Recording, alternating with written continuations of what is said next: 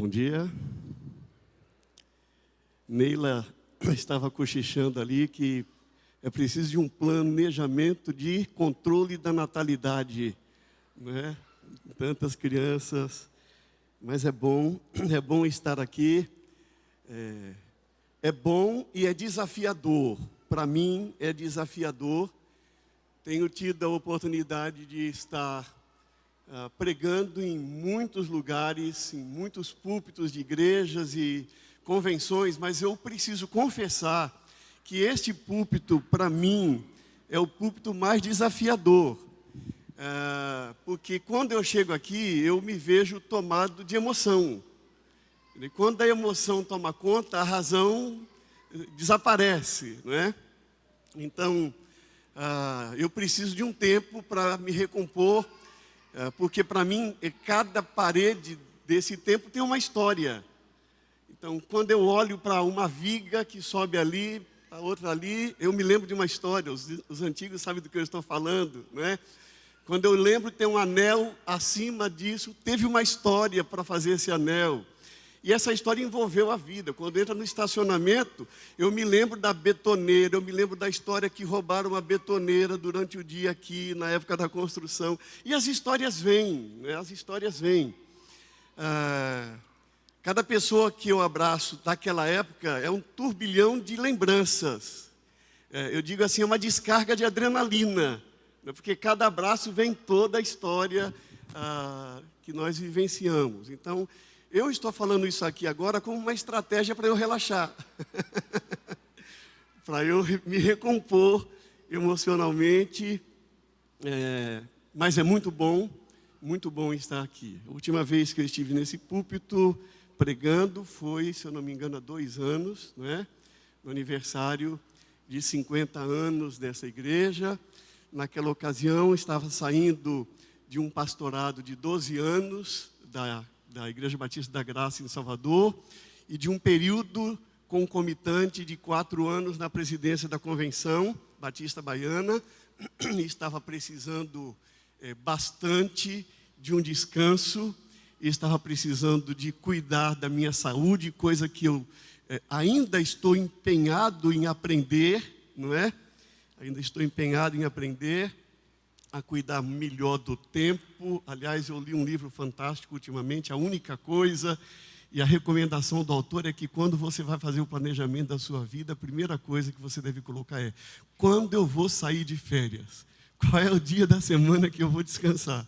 E eu estou tendo que aprender nesse momento da minha vida. Então, naquele momento eu estava envolvido nesse processo de saída e agora eu estou envolvido num processo de reentrada, né, de recomeço, e Deus tem nos abençoado, tem dado um pouco de trabalho, colocando opções na cabeça, e você tem que fazer escolhas, tomar decisões, mas tem sido um momento bom, um momento feliz. E hoje eu estou aqui terminando o meu último compromisso fora da minha rotina cotidiana, semanal. Ontem preguei em uma igreja à noite, hoje prego aqui, à tarde eu prego em outro lugar.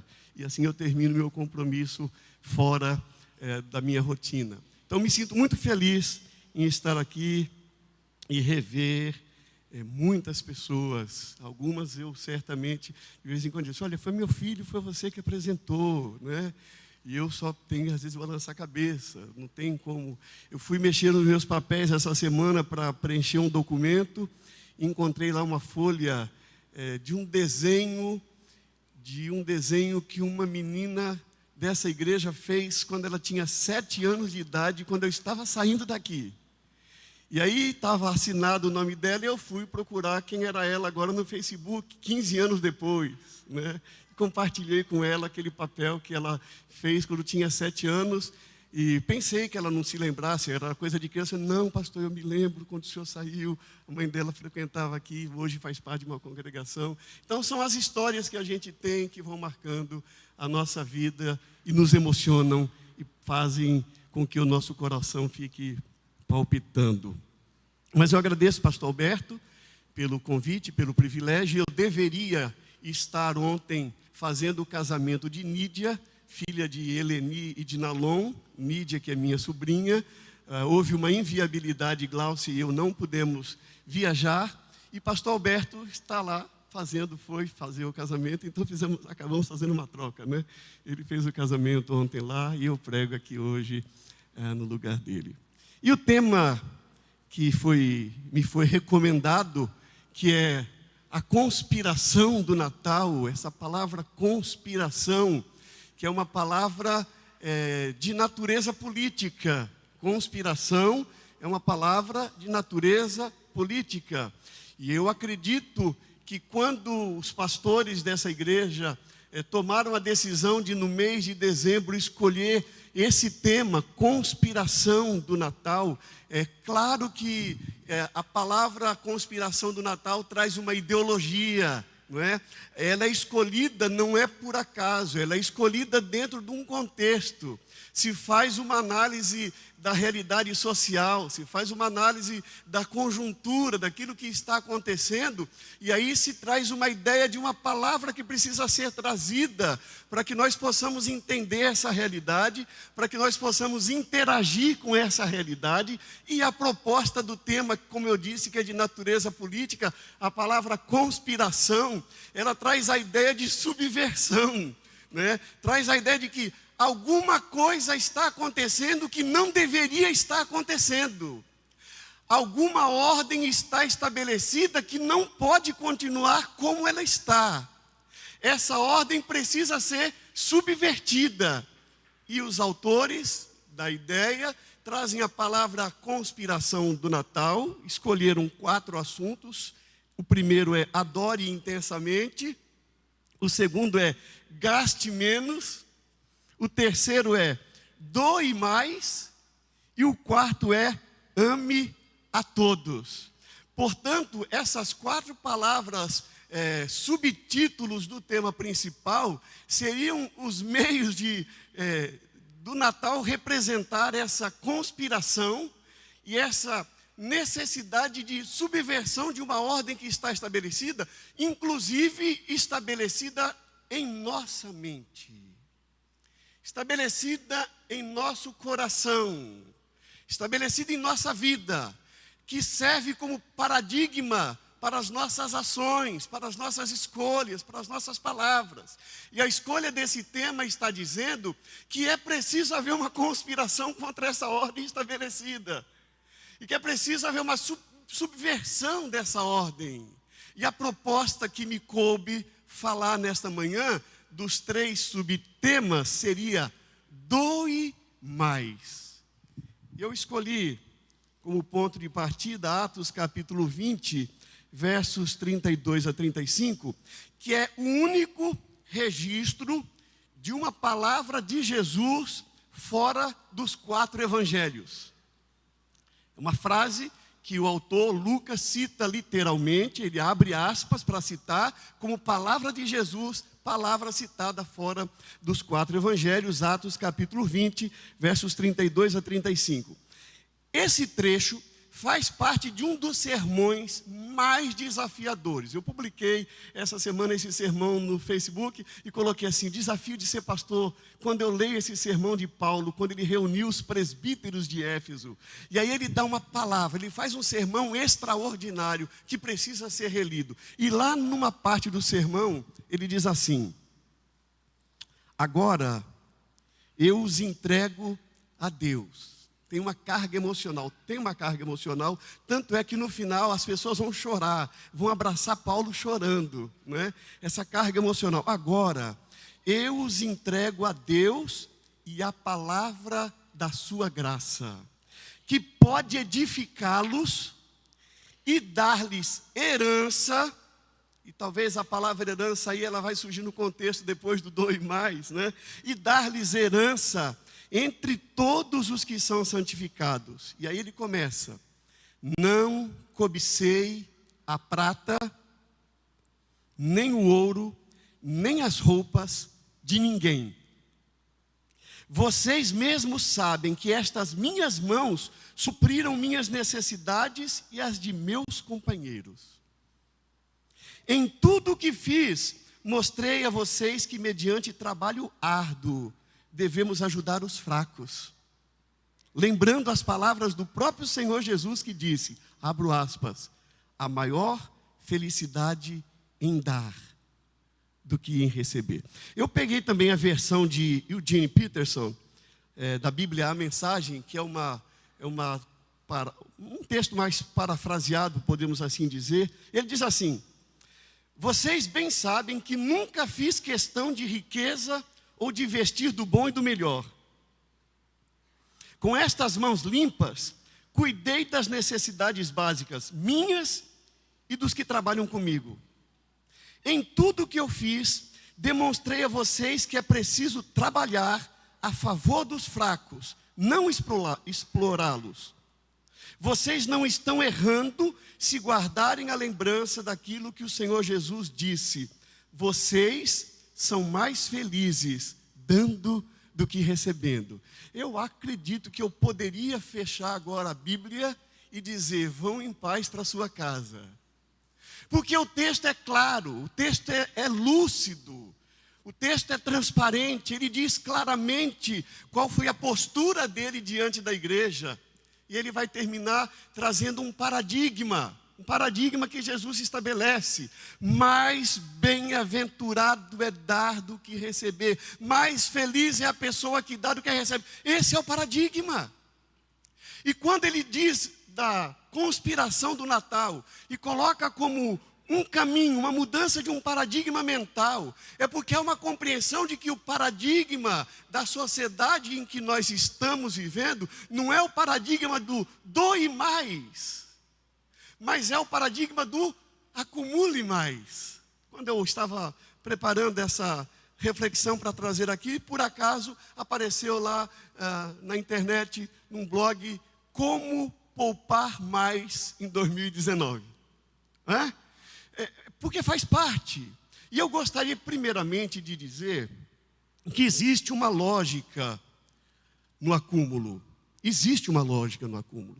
E nós precisamos pensar que isso faz parte.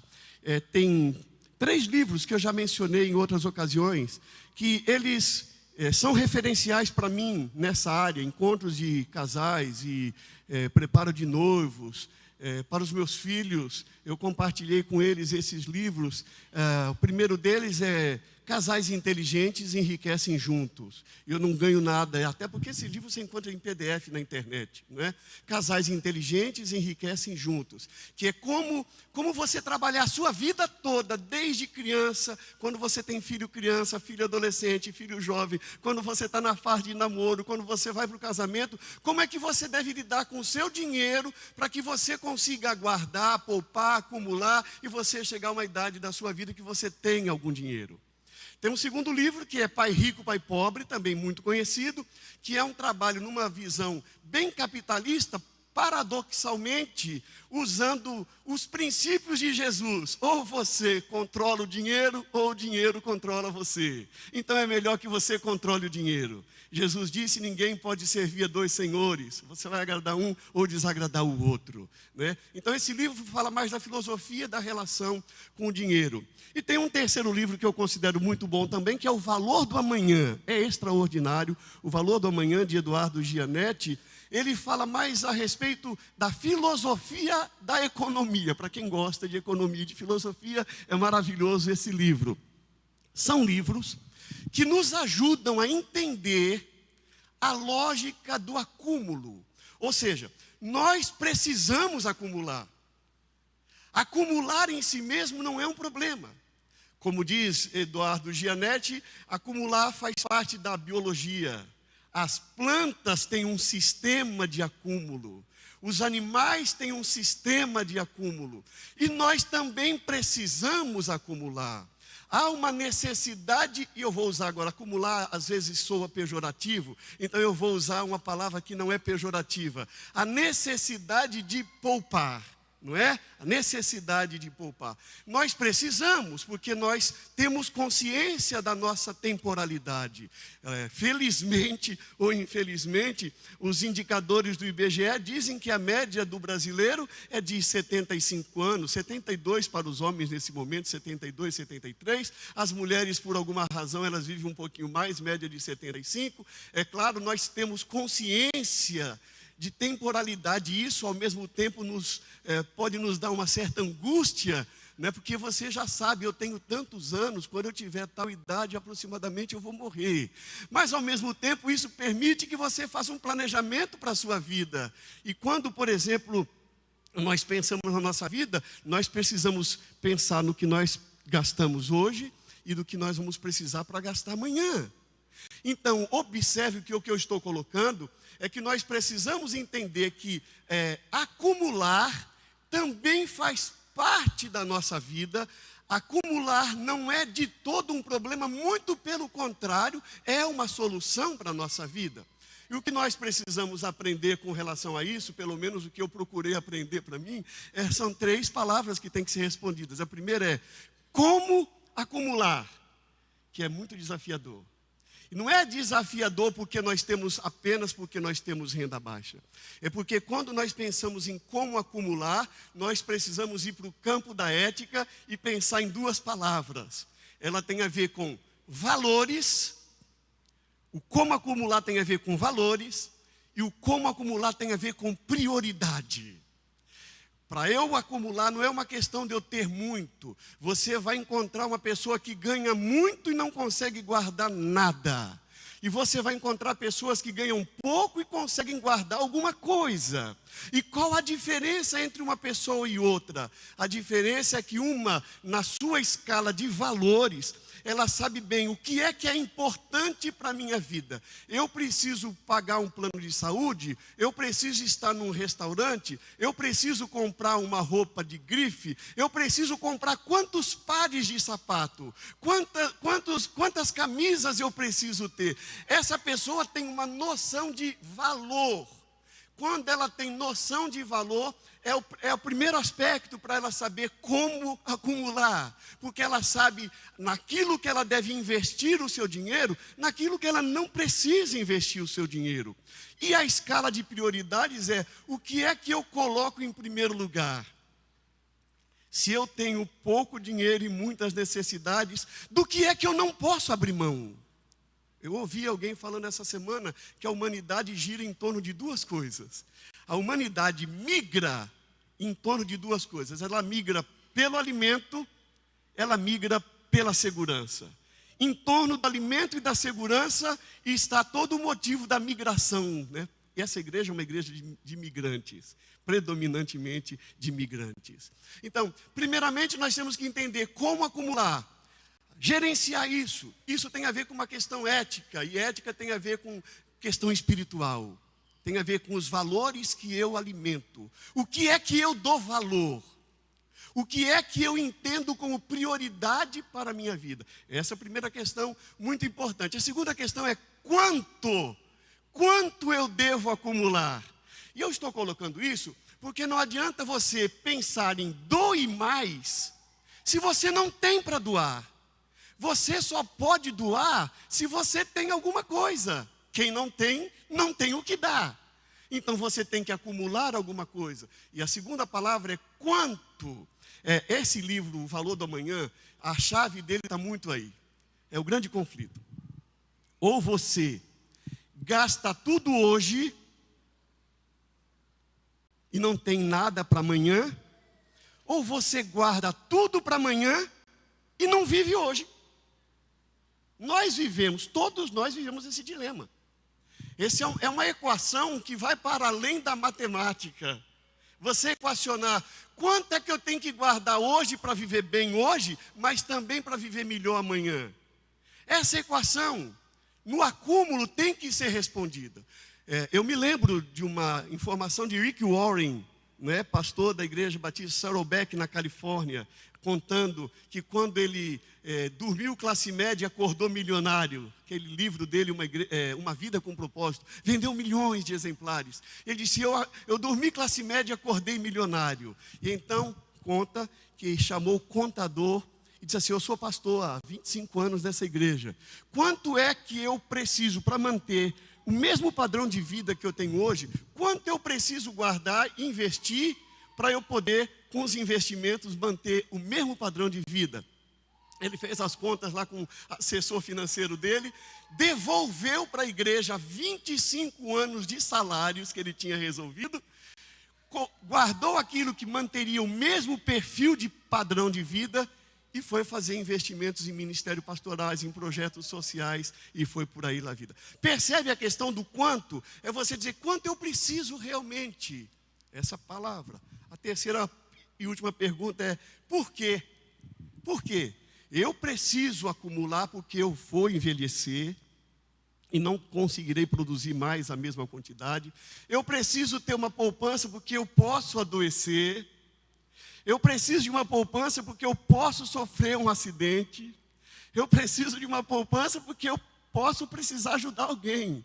Né? Nós, Glaucia e eu, temos 2 filhos. Um mora na Dinamarca, o outro mora nos Estados Unidos. E a gente é obrigado sempre a guardar uma poupança porque a qualquer momento tem que haver uma operação resgate. A qualquer momento, como o filho pode precisar, você tem que pensar. Então, por que é que você tem que guardar? Essa é uma razão boa. É quando você tem consciência de que há necessidades. Mas também tem muita gente que guarda, por exemplo, por insegurança. Um extremo insegurança. Maná no deserto. As irmãs e as irmãs estão lembradas? Quando o maná caiu, Moisés disse, cada um guarde o seu maná. E não guarde mais do que necessita. Você tem que ter a sua necessidade. Alguns espertinhos ou muito inseguros, né, resolviam guardar. E no outro dia estava fedendo, porque estragava. A orientação era não guardar. Não significa que você não deva guardar. Mas significa que você precisa entender o que é que me move. Se Deus vai providenciar amanhã e eu recebi orientação, o que é que me move a não seguir essa orientação? O excesso de insegurança. Conversei com um amigo meu, fui comer uma pizza com ele esses dias, aí perguntei, fulano de tal. Começamos a conversar, disse assim, é realmente uma pessoa muito rica. A família é tão rica que ela já tem reserva financeira provavelmente para as 4 próximas gerações. Não é? Uma coisa interessante isso. É exagero? Não é exagero? Às vezes eu olhava para meus filhos, eu aprendi, eu vim para o seminário, eu carreguei livro nas costas na biblioteca, eu trabalhei para me manter, e eu estou vivo até hoje. Eu não quero tirar de vocês o privilégio de vocês também ralarem. Eu não vou guardar para vocês, eu vou ensinar vocês a ganhar para vocês viverem a vida. Às vezes nós temos um excesso de insegurança com os nossos filhos. E nós queremos evitar que os nossos filhos passem por aquilo que nós passamos. Mas nós estamos aqui. Excesso de insegurança, alguns pelo prestígio e pela fama. Sabe aquela revista Forbes? As maiores fortunas, aquelas pessoas que gostam de dizer assim, eu estou na lista dos que têm mais dinheiro, mas não pode sair de casa. Tem que andar num carro blindado, tem que viver num quintal cercado. Isso é um equívoco da nossa experiência de vida. O simples poder de ter. Tem muita gente que é por esse poder. Alguns podem achar que é competência, não é assim? Por competência eu vou só acumular, eu vou só acumular, eu vou só acumular. Bem, primeiro, essa parte eu gostaria que ficasse claro para nós. O tema é conspiração do Natal, doe mais. Nós não podemos doar se nós não tivermos. E agora, eu abro um parênteses aqui para dizer que eu estou falando em doar. E é claro, eu coloco mais a questão material porque faz parte até do nosso desenvolvimento. Né? Nós aprendemos primeiramente com o que é concreto.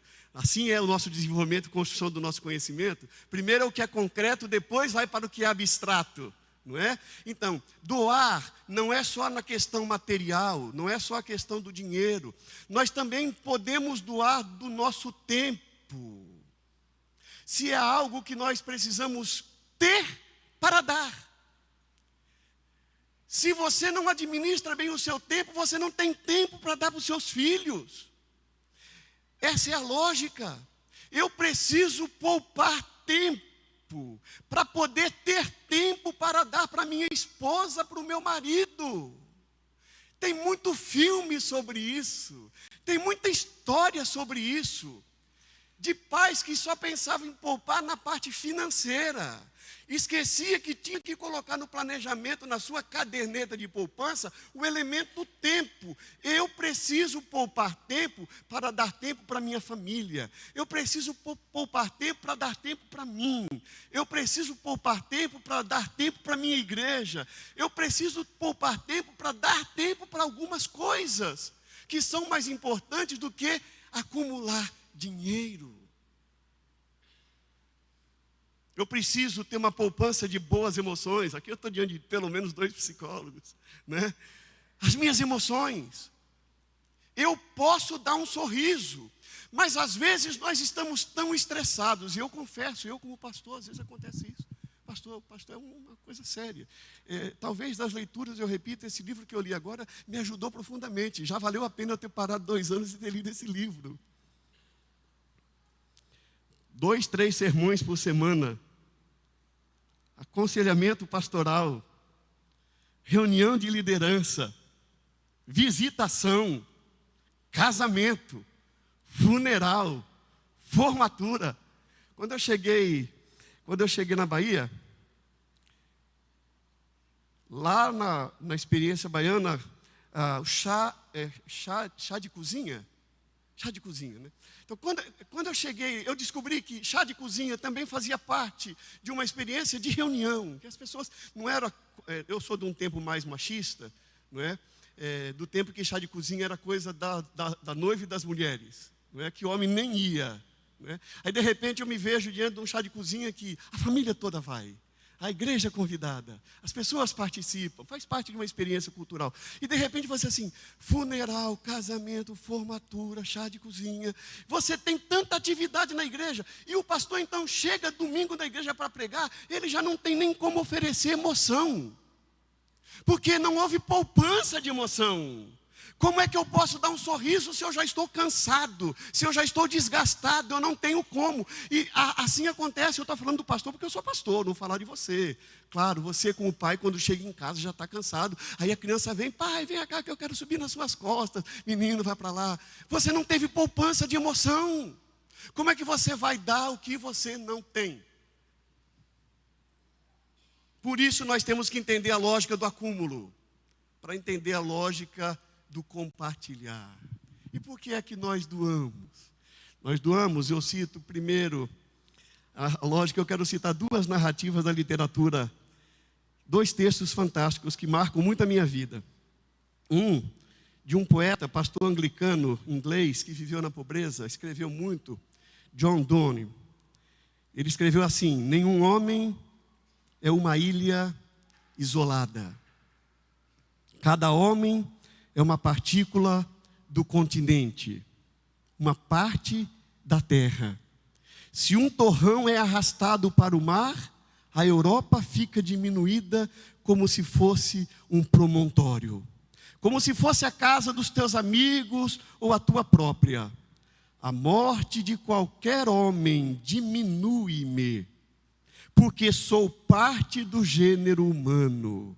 E por isso não perguntes por quem os sinos dobram, eles dobram por ti. A primeira palavra que eu encontro nesse texto é a ideia de que nós não somos sozinhos. Quando ele diz, não perguntes por quem os sinos dobram, a ideia de cidade interior, né, que o sino da catedral, cada vez que havia um falecimento, os sinos dobravam. E aí as pessoas dizem, quem morreu? Quem morreu? E ele então, como um bom observador e filósofo, não perguntes por quem os sinos dobram, eles dobram por ti. Porque quando uma pessoa morre, é uma parte sua que está morrendo. Gosto também do segundo texto, a oração de Francisco de Assis, um frade católico italiano. E esse todos nós conhecemos bem. Senhor, fazei-me um instrumento da vossa paz. Onde houver ódio, que eu leve o amor. Onde houver ofensa, que eu leve o perdão. Onde houver discórdia, que eu leve a união. Onde houver dúvida, que eu leve a fé. Onde houver erro, que eu leve a verdade. Onde houver desespero, que eu leve a esperança. Onde houver tristeza, que eu leve a alegria. Onde houver trevas, que eu leve a luz. Ó Mestre, fazei que eu procure mais consolar que ser consolado, compreender que ser compreendido, amar que ser amado, pois é dando que se recebe, é perdoando que se é perdoado, e é morrendo que se vive para a vida eterna. Dois textos da literatura que demonstram para nós que para eu fazer isso que Francisco de Assis disse, eu preciso ter. Eu não posso dar consolo se eu não sou uma pessoa consolada. Eu não posso dar esperança se eu não tenho esperança. Eu não posso perdoar se eu não sou capaz de me perdoar. Percebe que a lógica de dar está ligada à lógica de acumular. A grande questão é aprendermos a administrar o acúmulo e o compartilhar. E por que nós compartilhamos? Compartilhamos primeiro porque o nosso Deus é um Deus que nos dá. Você está aqui porque você crê num Deus que amou o mundo de tal maneira que deu seu Filho único, que deu aquilo que Ele tinha de precioso. Esse é o Deus que nos inspira a subverter a ordem dessa sociedade. Porque é um Deus que dá, é um Deus que nos deu. E eu gosto muito do texto de Paulo aos Romanos, é fantástico esse texto, a gente só conhece uma parte dele. Tem a outra parte que eu acho maravilhosa. Deus deu o Filho, que diremos, pois, diante dessas coisas? Se Deus é por nós, diz o texto, e a gente guarda esse pedaço, porque nos interessa, quem será contra nós? Essa frase todo mundo sabe, mas o que vem depois? Aquele que não poupou, palavra, poupar, seu próprio Filho, mas entregou por todos nós, como não nos dará com Ele e de graça todas as coisas? Deus não poupou, Ele deu. E se Ele deu, como Ele não dará de graça para nós todas as coisas? Meus irmãos, eu sei que isso é uma viajada filosófica, né? A gente fica acompanhando essas questões da imigração. Temos alguns casos no Brasil. O desafio da imigração da criança de 7 anos que morreu essa semana lá nos Estados Unidos, que comove o mundo, cria muitas questões políticas. E eu me lembro que certa vez fui fazer uma palestra para jovens nas montanhas do Tennessee, um grupo de jovens brasileiros, e conversava com uma pessoa que falava do seu drama de imigrante na situação de ilegalidade, e eu tive que fazer uma viajada com essa pessoa para dizer assim: olha, Deus não criou fronteiras, mas Ele nos ensina que nós temos que aprender as leis e seguir as leis. Mas Deus não criou fronteiras. Existe uma questão humanitária acima de tudo. Deus criou o mundo. Deus nos deu esse planeta e deu para todos nós esse planeta. A divisão geográfica é uma divisão de natureza política. Essa palavra que nós não gostamos muito, mas é uma divisão de natureza política. Nós dividimos o quintal da nossa casa como política de preservação do que é nosso, de segurança da nossa família. Nós separamos o quintal do nosso espaço eclesiástico para nos proteger das invasões externas. A humanidade faz as suas barreiras geográficas por razões políticas, para preservar o seu alimento, a sua segurança. As leis são feitas a partir de um debate político. E debate político tem a ver com poder, com conflito de forças. E eu tive que dizer para ela: Deus não criou isso, nós criamos. Agora, a lei está aí, e quando você quebra a lei, você tem sanções, você tem penalidades, você vai sofrer as consequências. Mas quando você vê um problema humanitário, você fica pensando assim: é legítimo que eu feche a fronteira do Brasil com a Venezuela? É legítimo que eu impeça que o pessoal do Haiti, que viveu aqueles dramas, sejam socorridos? Isso significa que Deus nos deu todas as coisas. Somos nós, percebam onde eu quero chegar. Deus nos deu com Jesus todas as coisas. Agora nós criamos as nossas regras, as nossas leis de divisão. E não olhamos muitas vezes que nós estamos tendo muito para nós e não estamos dando nada para ninguém. Deus nos deu, por exemplo, dons. Eu gosto dessa igreja. Quando eu vejo essas crianças cantando, esses músicos, eu já tenho vindo aqui a alguns eventos, fico com o Glaucio sentado ali no canto. E às vezes eu me lembro do primeiro pastorado nessa igreja, quando nós tínhamos uma pianista que era cessista. E era tudo que a igreja investia em música. Era assim, os mais antigos se lembram disso. Era tudo que a igreja investia em música, né? Era uma cessista pianista. todos os trabalhos. E Deus nos abençoou e continua. Teve escola de música, hoje tem músico sobrando. Hoje já está na hora de doar, gente. Nós acumulamos tanta gente para tocar e tanta gente sentada assim. E tanto lugar que não tem às vezes uma pessoa. Percebe a ideia do acúmulo? Acumulou-se porque houve um trabalho que foi feito, correto. Mas não podemos ficar só acumulando também. Temos que dividir porque Deus nos deu dons. E os dons são dados para a edificação da igreja. Jesus é um exemplo, né? Veja o caso de Jesus. Deus ungiu, Atos 10. Deus ungiu Jesus de Nazaré com o Espírito Santo e poder, e como ele andou por toda parte, fazendo o bem e curando todos os oprimidos pelo diabo, porque Deus estava com ele. Percebe? Jesus doou, porque Deus estava com ele, porque ele foi ungido pelo Espírito Santo. Percebe por onde passa a conspiração do Natal? É de uma relação com Deus, que move o nosso coração, para que nós sim administremos bem a nossa vida, para que nós tenhamos, mas também para que nós possamos ajudar as pessoas. Eu fico inspirado quando eu leio 2 Coríntios 8, de 1 a 5. Uma quebra de paradigma. Olha, agora, irmãos, preste bem atenção você que se sente empobrecida, que se sente empobrecido e que, portanto, acha que não pode ajudar ninguém. Olha o que diz o texto. Irmãos, queremos que vocês tomem conhecimento da graça que Deus concedeu às igrejas da Macedônia. A graça que Deus concedeu às igrejas da Macedônia.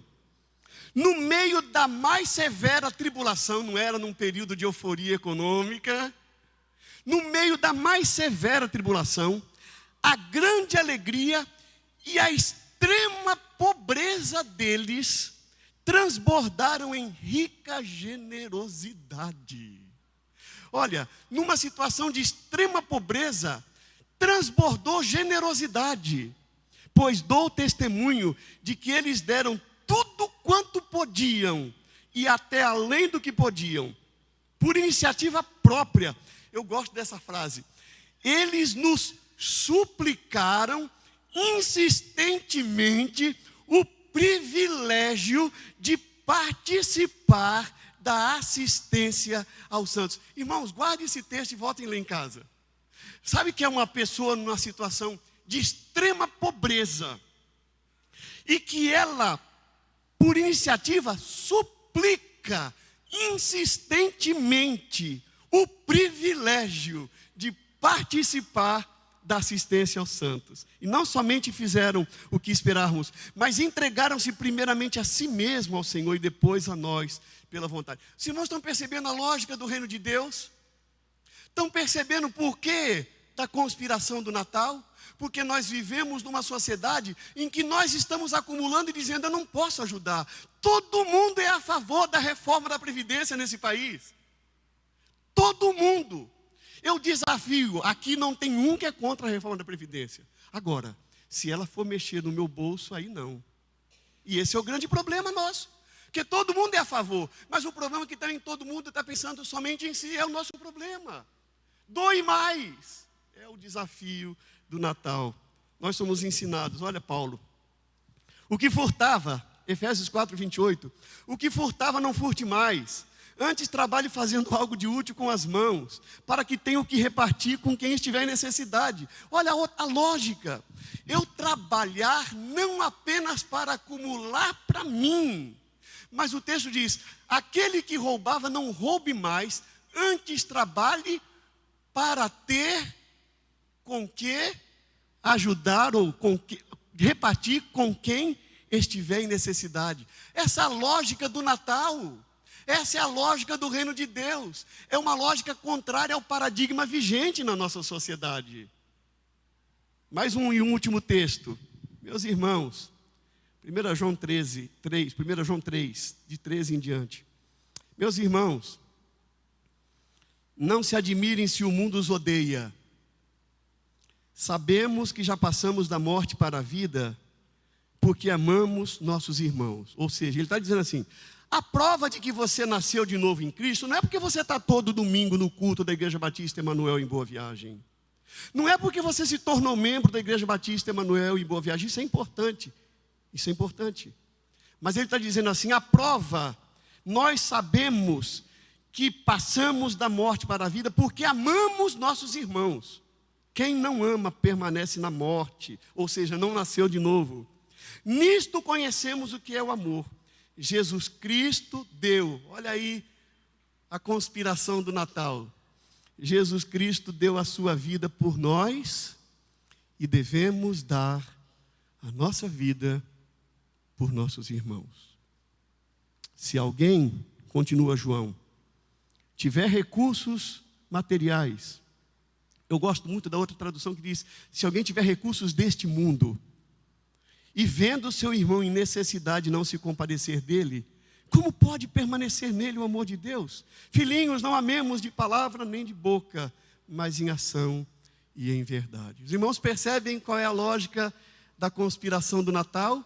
É porque nós temos uma cultura, e essa cultura tem muitas razões que justificam e que explicam que nós precisamos acumular. Mas vem a contracultura, como diria João Stott, né? A contracultura cristã.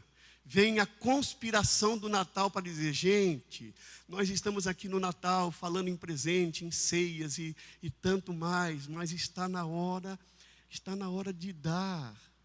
Eu não vou dizer o nome, mas eu vou compartilhar o caso, porque eu acho que isso acontece muito com muita gente aqui. Quando o casal dessa igreja essa semana ligou para mim, ligou para a Gláucia, disse assim, olha, vocês vão estar aqui na passagem de Ano Novo, né?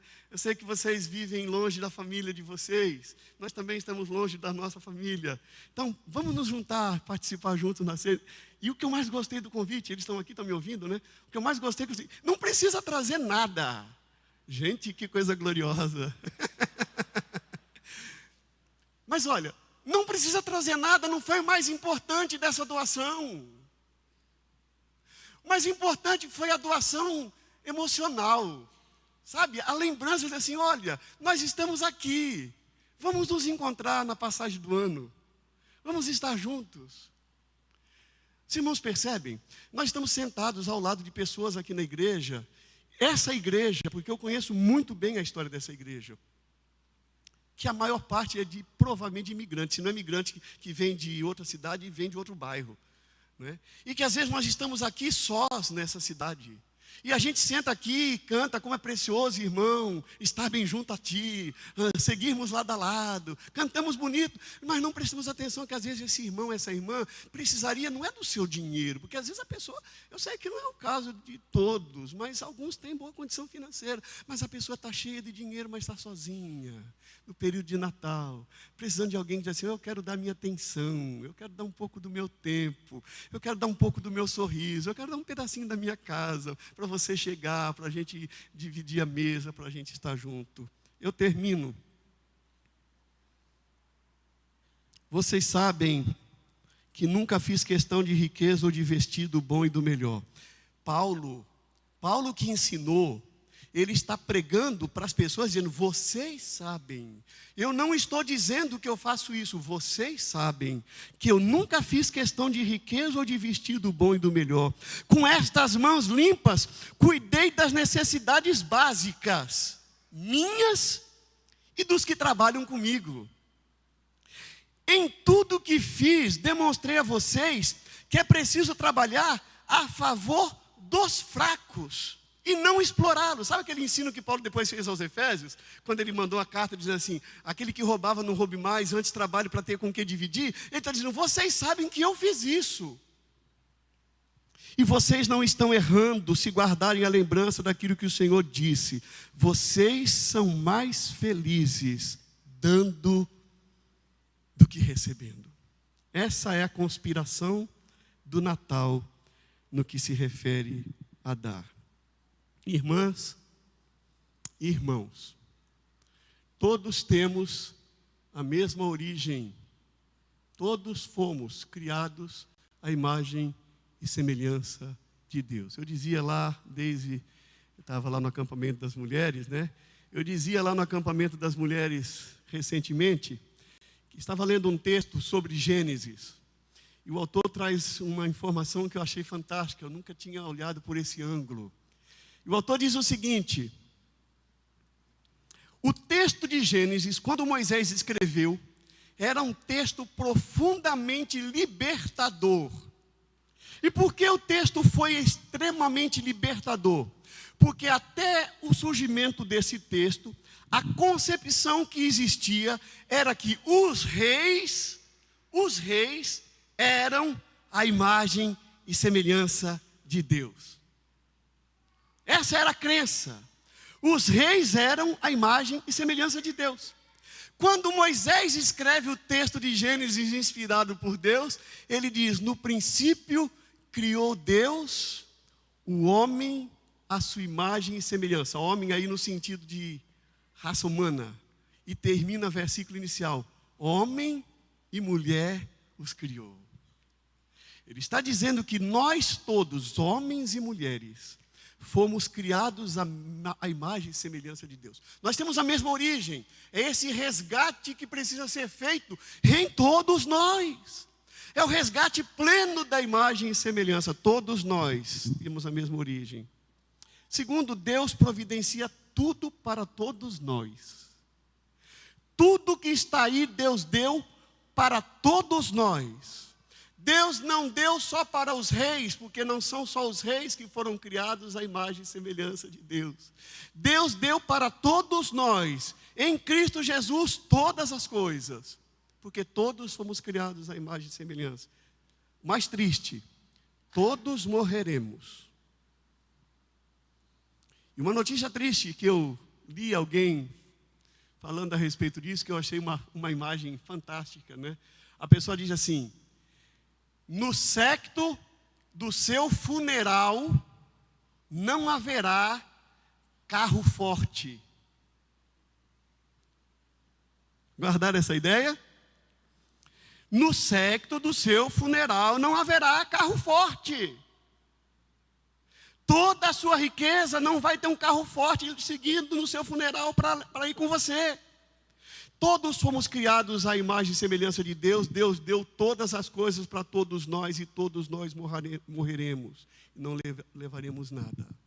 A nossa grande decisão de vida e o desafio dessa manhã é o que nós faremos com tudo que Deus nos deu durante o período que vai do nascimento à morte. Nós podemos escolher seguir a cultura vigente na nossa sociedade, que é: você é poderoso, você é respeitado pela quantidade que você tem.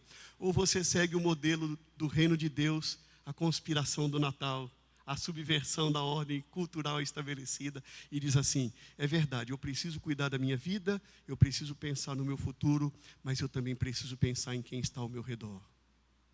E eu também preciso aprender a doar mais.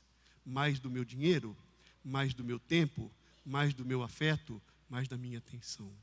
Eu quero convidar você a inclinar a sua cabeça nessa manhã.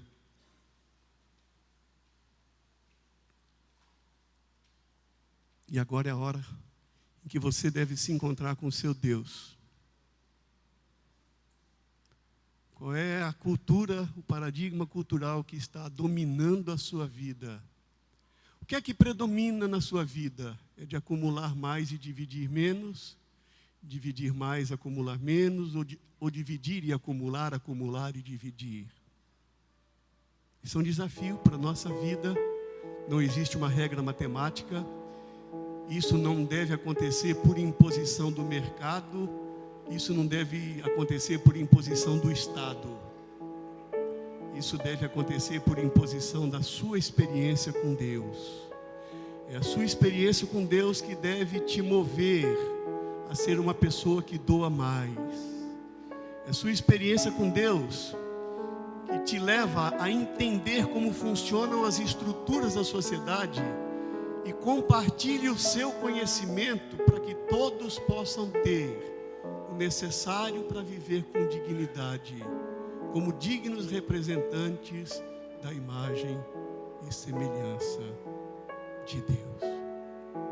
Obrigado, Pai, pela pessoa de Jesus. Obrigado pela revelação das Escrituras. Obrigado pelo exemplo das igrejas no Novo Testamento, de algumas igrejas no Novo Testamento. Obrigado pelo exemplo de homens de igrejas diferentes da nossa. Obrigado, ó Pai, pelos ensinos que nós recebemos da Tua Palavra. E agora nós abrimos o nosso coração para que o Teu Espírito Santo sonde a nossa vida, para que Ele trabalhe no nosso coração e possa nos iluminar. Que Ele possa agora tocar no meu coração e dizer: Edivar, você tem isso, isso e isso que você pode dar. Você não tem isso, isso, isso para dar, mas você tem isso, isso, isso para dar. Não só no dia do Natal, mas no dia a dia da sua vida. Esse é o desafio, Senhor, para a minha vida, para a nossa vida. Que o Teu Espírito Santo nos ilumine, nos ajude, derrame generosidade, derrame compaixão, derrame empatia, para que nós possamos abençoar como estamos sendo abençoados, e mais do que somos abençoados. E mesmo na extrema pobreza, nós façamos questão de ajudar aqueles que ainda estão numa situação pior do que a nossa.